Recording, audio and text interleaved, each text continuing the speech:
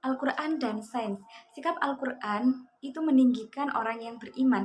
Namun, orang yang beriman menggunakan keilmuan yang matang akan jauh lebih tinggi. Seperti terdapat riwayat dari sebuah hadis yang dimana di sana dijelaskan setan lebih takut kepada orang yang berilmu sedang tidur daripada orang yang sedang sholat. Karena kalau dia mengganggu orang yang sholat, dia akan membangunkan orang yang berilmu tadi. Jadi setan itu lebih takut kepada orang yang berilmu daripada orang yang hanya mengerti caranya saja. Nah, begitu ilmu yang dilandaskan dengan keimanan. Dan selanjutnya ilmu itu harus amaliyah harus ilmiah.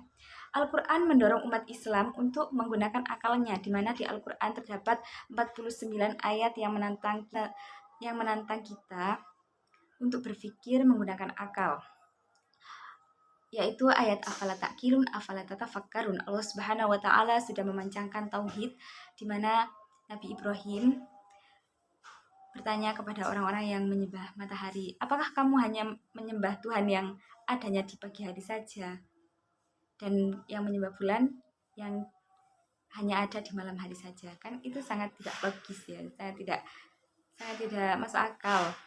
Al-Quran sejak awal sudah membuka dirinya kepada sains.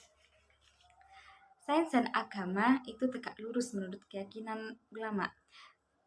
Pentingnya pemahaman sains yang berbasis dengan keagamaan akan menambahkan iman kita. Sains itu digunakan untuk tadabbur ayat-ayat Al-Quran. Selanjutnya perbedaan sains dan agama, yaitu perbedaan sains secara barat dan sains secara Islam. Yang pertama, secara ontologi atau secara objeknya. Kalau sains barat yang cenderung dikembangkan oleh orang-orang barat tentunya, itu objeknya musyahadah atau terindrawi. Sedangkan kalau sains yang Islami itu yang menggunakan Al-Quran, objek sainsnya bukan hanya yang terindra saja, tapi hal-hal yang gaib. Orang yang beriman akan percaya dengan hal yang terlihat maupun yang gaib. Yang selanjutnya secara epistemologi atau cara mendapatkan pengetahuan.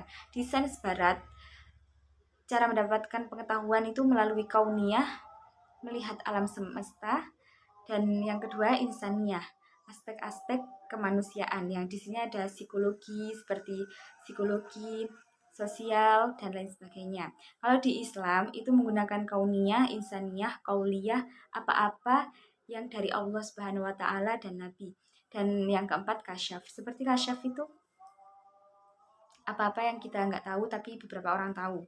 Yang kalau menurut aksiologi, secara aksiologi tujuan atau manfaatnya, kalau sains barat itu ilmu bebas, bersifat bebas. Jadi ilmu itu nggak punya, ya bersifat bebas, tidak peduli bahwa akan membawa manfaat atau akan membawa kerusakan. Kalau di Islam kan sains itu berbasis nilai dan harus halal tujuan, cara, dan membawa manfaat bagi kita, bagi kebaikan alam dan kebaikan iman kita. Sejarah sains dan Al-Quran itu tidak pernah ada konflik. Karena itu, perkembangan sains sangat maju. Seperti pada masa Abbasiyah, pada saat itu sangat berkembang. Karena sudah sejak awal ya tentunya Al-Quran itu membuka diri kepada sains. Dalam konteks Islam, agama dan sains ya tentu tidak ada masalah. Dan di sini pola titik temu yang ideal antara sains dan agama adalah di mana sains menjaga Al-Quran dari mitologi-mitologi. Fungsi agama ialah menjaga moralitas dari sains agar sains terus berjalan di relnya.